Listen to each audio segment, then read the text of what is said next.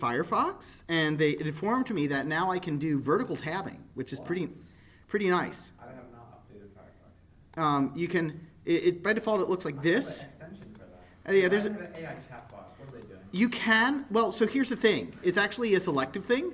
Okay, I'm getting good. You select it, and you can also remove it. But it's for easy, it's for easy access to whatever your preferred data collection is. Right? Again, you're the product of that. But also they're infinitely useful. I do want to actually make an AI chatbot. Two things. First off, for me, there's got to be two things that I want for an AI bot on my computer. First off, I want it to run locally. Second off, I want to personify it. It's not enough for it to be in a box. It needs to actually have a voice and preferably a face, which is actually not too hard because all those things are independent of each other. And some people have done that with I've seen a few like Neurosama. close things. Yeah, I've seen that before. All right, so That one's cool. now with regards to but let's go ahead and talk about our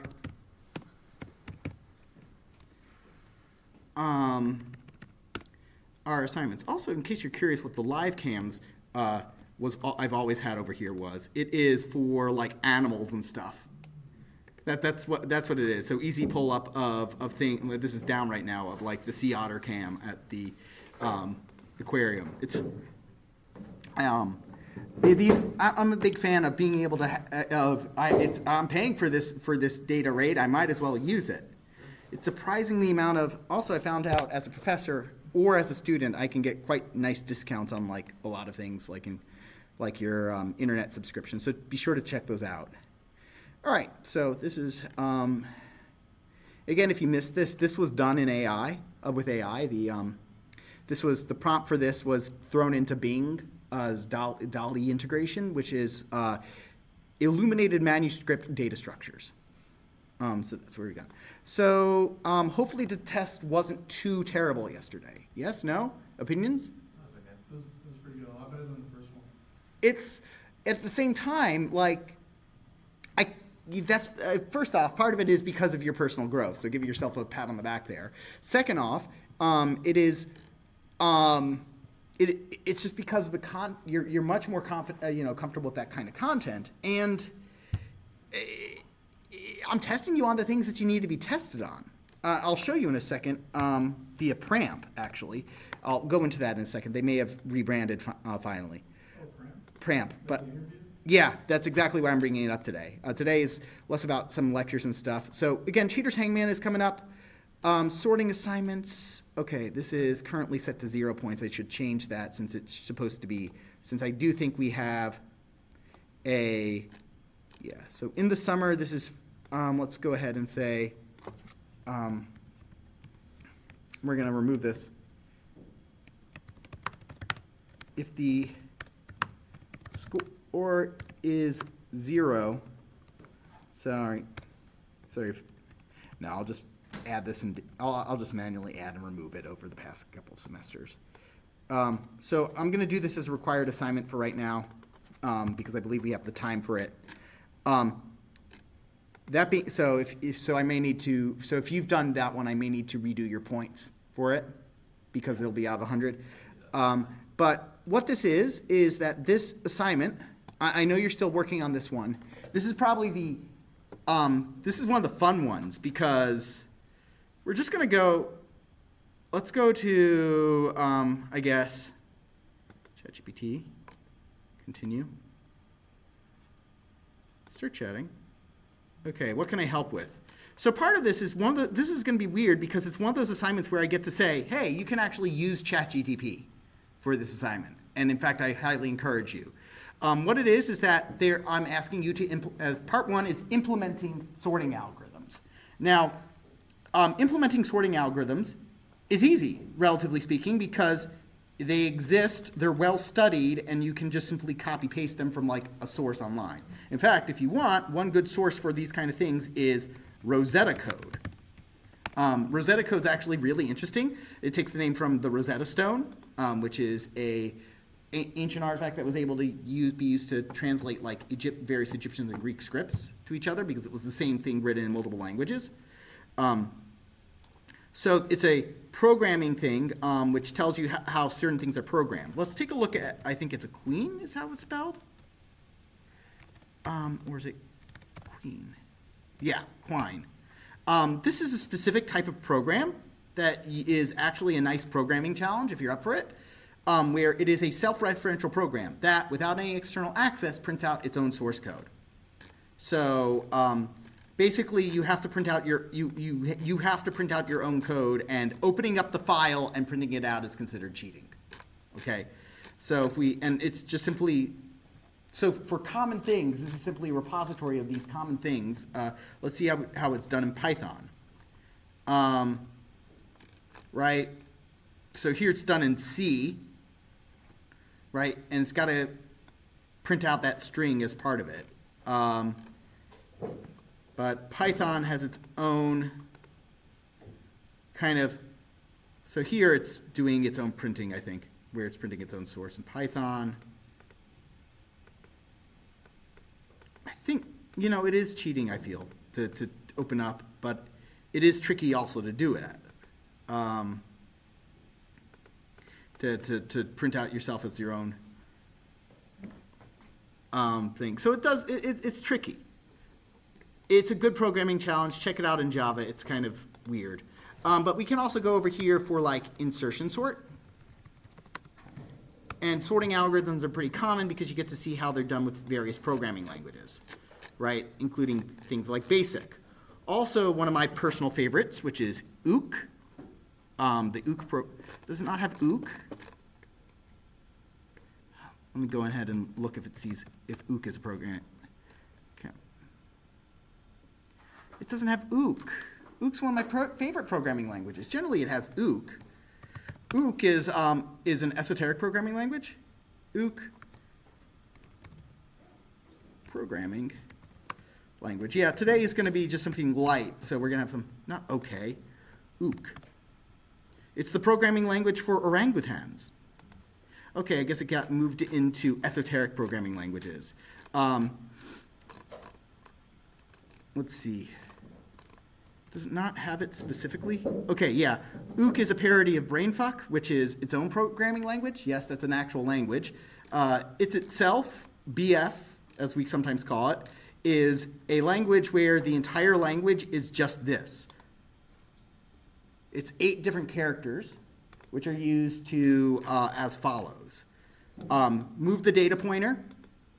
Decrement the data pointer, in other words, what byte you're pointing at. Increment that byte by 1, decrement that byte by 1, output what's at that byte, read 1 byte, and then these are for looping. That's it, and it's a Turing-complete language. One of the things you can do with this is one of the homeworks I've given in a low-level class is to create what's called a transpiler for BF. And basically, the entire point is you write a compiler, you write something, you write a C program that takes in BF code and translates it to a C program and then compiles it. So you're using the C compiler to essentially compile BF code.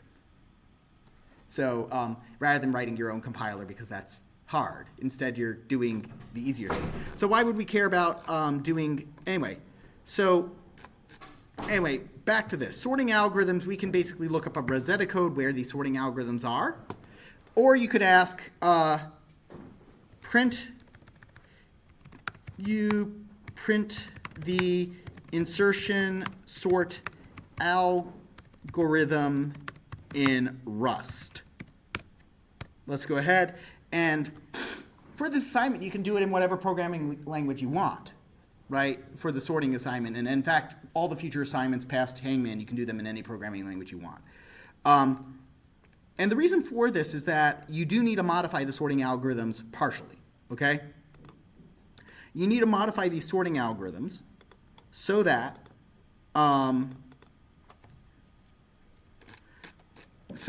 you can take, you have to compare. You want them to keep track of the number of comparisons and the number of exchanges performed. So in other words, anytime you compare 2 values, to see if they need to be swapped. And anytime you need to swap two values, you should be keeping track of that. Okay? There's various ways to do that. So the bulk of the assignment is not doing these algorithms. Instead, it is collecting the data appropriately. So be sure to read the document on how to collect the data, because you want a lot of data so you can graph it. Okay? So it is a fairly straightforward assignment. Now, going back to what I was saying about in terms of like this is stuff you're learning that's pretty good. If we go to PRAMP, first off, if you want to do practicing for interviews, PRAMP is a very good website. By the way, you're pretty much ready to start going for your internships, by the way, and start, because a lot of the stuff you're learning here are questions that are asked at this. Let's take a look at this question that I did back in 2016 that I was asked to ask somebody else. Or here. I was asked this question: largest smaller BST key. Give them root of a binary search tree and a number. Implement an efficient function. Find largest smaller key that finds the largest key in a tree smaller than number. If it doesn't exist, return -1. That should look suspiciously familiar. So for instance, if we're for the number 17 and the binary search tree below, we're trying to find the largest number smaller than 17, which is 14. And if you look at this, how do you get there? You go one to the left and all the way to the right. Right? That sound familiar to an algorithm we had to do? Right? That's the next in order predecessor. So very similar to that. So the way this website works, though, is that note here I'm given two questions. Question you were asked and question you asked. What this is a free peer-to-peer matching service. Okay? You basically say what times you're available, and it matches you with somebody else whose time is available. You're given a question to ask somebody else, as well as the question you asked. You're given the question, as well as hints to help the user, as well as the answer, so you're able to tell them how to solve the problem if they couldn't. And the other person is given the same thing for their question. You ask your question, you spend a half an hour asking your question, doing your question, and the other person spends a half an hour giving you their question. Okay? And so part of this is because one of the worst things of going to an interview is those first-time jitters, like, geez, I haven't had to do this before, I haven't had a program on a whiteboard or on a web page before. It's very, very it's very scary.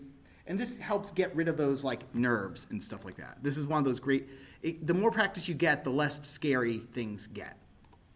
A lot of the questions that also you get exposure to good questions and see what kind of things you have.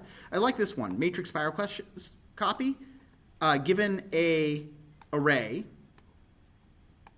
you want this as an output where it's done in a spiral order clockwise. So like this. So given an array, do this. That was actually really fun to program, and I programmed it very well, at least in my opinion. It's a matter of just simply knowing where you're going to go out of bounds and stuff like that. And it's one of those kind of very basic problems. Doesn't require any data structures, just kind of requires you to think how you're going about these and what your edge cases are and what you're trying to do.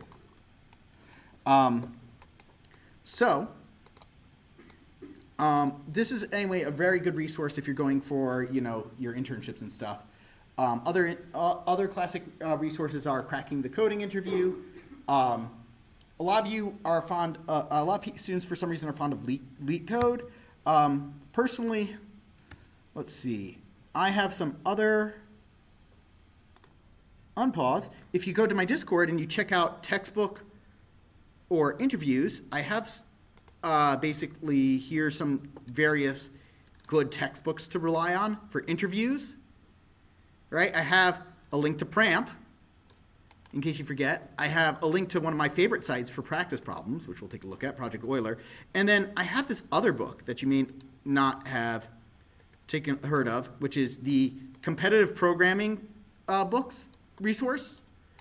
This is a free book over here, which goes into a lot of interesting stuff and a lot of interesting techniques.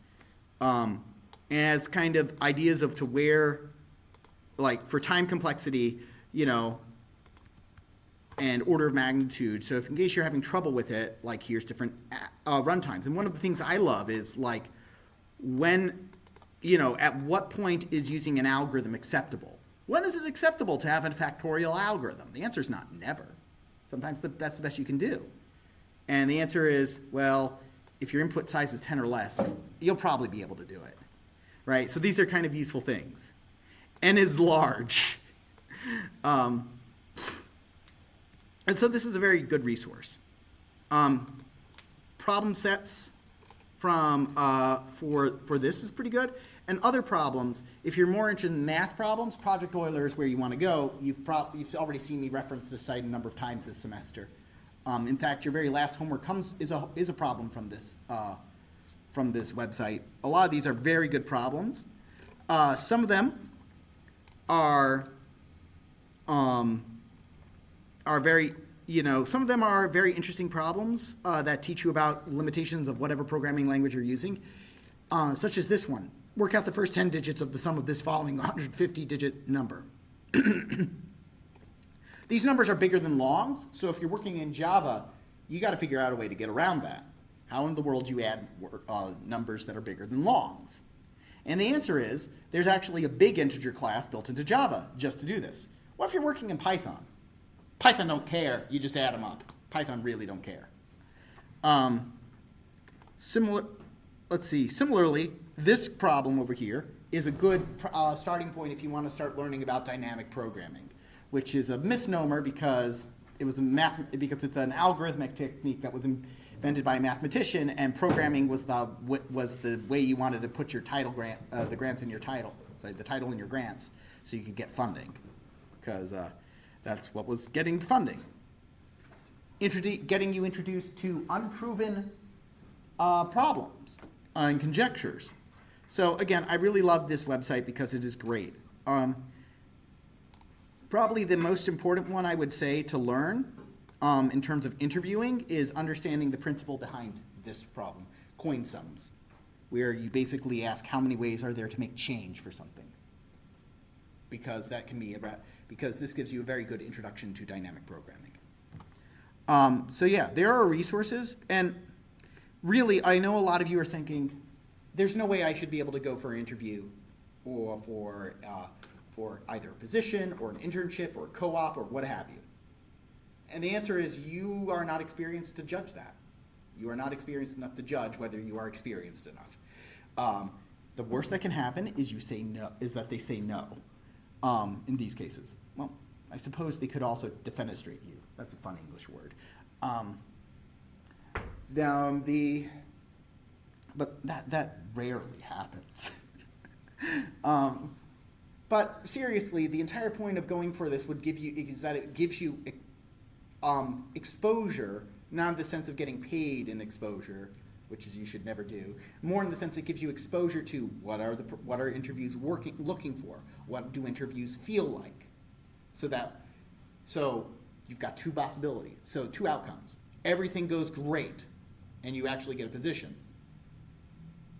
Things go poorly, but now you have experience, and now you know when you're actually going for a more serious position or a serious interview, right, what interviews are going to be like, right? So those two outcomes are both, one's a really good outcome, one is a learning outcome, which is not bad. Okay, so please don't feel bad. I failed a number of Google interviews, in fact, so. And then I got an offer to come here and do teaching, which is what I actually wanted to do. So, and that's why I'm here. I'm serious. I got on site for an interview, and some of those interviews went great. Some of those problems went poorly, and so they were like, "Well, why don't you try for this position?" And I'm like, "Okay." And then they give me the phone screening for that position. I'm like, dude, we both know that this is not, within 5 minutes, that this is the wrong position for me. We can I'll answer your questions, but I don't know enough about this. It was more Linux administration stuff, which is not as much experience as we had there. So, And so that continued on for a few weeks while I was doing interviews for actual faculty positions, and I got a faculty position here. So, anyway. So, with that, I've wasted enough of your time. So,